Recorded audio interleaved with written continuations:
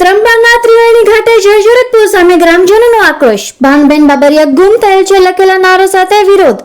લોધિકા તાલુકાના ત્રંબા ગામે ત્રિવેણી ઘાટે આવેલો પુલ અત્યંત જર્જરિત હાલતમાં છે. આ પુલ લગભગ 30 વર્ષ પહેલા રાજકોટ લોધિકા સંઘના ભંડોળમાંથી ખેડૂતોના પૈસાથી બનાવાયો હતો.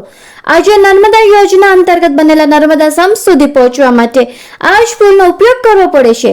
સરકાર દ્વારા ત્રિવેણી સંગમ નદીને યાત્રાધામનો દરજ્જો આપી 4 કરોડ રૂપિયાની ગ્રાન્ટ ફાળવવામાં આવી છે. છતાં વર્ષો જૂનો પુલ નજરઅંદાજ થયો છે. 3 ગામના લોકો આ પુલ પરથી રોજ અવરજવર કરે છે. વરસાદ દરમિયાનમાં નદીમાં પૂર આવતા વાડી વિસ્તારના લોકો પૂરતી સુરક્ષાની ગેરહાજરીમાં ફસાઈ જાય છે. દર વર્ષે મેળાનું આયોજન પણ થાય છે, જ્યાં લાખો શ્રદ્ધાળુઓ આ પુલનો ઉપયોગ કરે છે. તેમ છતાં પુલની દયનીય હાલત સામે કોઈ પગલાં લેવામાં નથી આવ્યા. ગ્રામજનોએ ભાનુબેન બાબરિયા ગુમ છે જેવા બેનરો લગાવી તીખો વિરોધ નોંધાવ્યો છે. તાલુકા પંચાયત સભ્ય કોંગ્રેસના નિશિતભાઈ ખૂંટે પણ પુલના તાત્કાલિક સમારકામની માંગ સાથે સરકારને યોગ્ય પગલાં ભરવા માટે રજૂઆત કરી છે.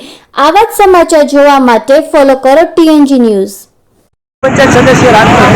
આજે રાજકોટ તાલુકાના કસ્તુરબા ધામ ખાતે જે આવેલ ત્રિવેણી સંગમ કે જે અત્યંત પૌરાણિક સ્થળ છે અને ત્યાં શ્રાવણ માસમાં હજારો શ્રદ્ધાળુઓ સ્નાન અને દર્શનાર્થે આવતા હોય છે અને જ્યાં એક પીપળો વાવેલો છે કે જે પાંડવો દ્વારા વાવેલો છે અને મોક્ષ પ્રાપ્તિ માટેનું જે એક અહીંયા કાર્ય થાય છે કે જે પિતૃના મોક્ષ હોય એના માટેનું અહીંયા હવન્ય કાર્યો થતા હોય છે. આ ત્રિવેણી સંગમ ખાતે કે જે પુલ છે જે અત્યંત જર્જરિત હાલતમાં છે. છેલ્લા 5-7 વર્ષથી તંત્ર તથા ધારાસભ્યોને રજૂઆત કરવામાં આવે છે ત્રંબા ગામ દ્વારા, પણ છતાં એક પણ પ્રકારનું યોગ્ય નિરાકરણ આવેલું નથી. જો આ પુલ તૂટશે તો એની આખી જવાબદારી તંત્ર તથા ધારાસભ્યો ઉપર રહેશે.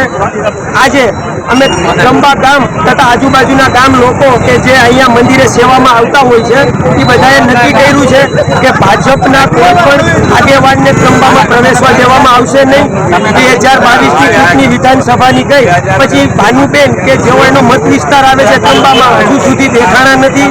પોતે કેબિનેટ લેવલના મિનિસ્ટર હોય અને જો આવું એનાથી નાનું કાર્ય પણ ન થતું હોય તો અમે આજે ગામ લોકો દ્વારા ભાનુબેન કે જે ગુમ થઈ ગયેલા છે એવા પોસ્ટર લગાવેલા છે અને ભવિષ્યમાં એને પ્રવેશ બંધી કરવામાં આવશે, જેની બરોબર અમે નોંધ લઈ છીએ અને જે કોઈ ભાનુબેનને ગોતી આપશે એને ત્રંબા ગામ વતી 21,000 રૂપિયાનું અમે ઇનામ આપવાના.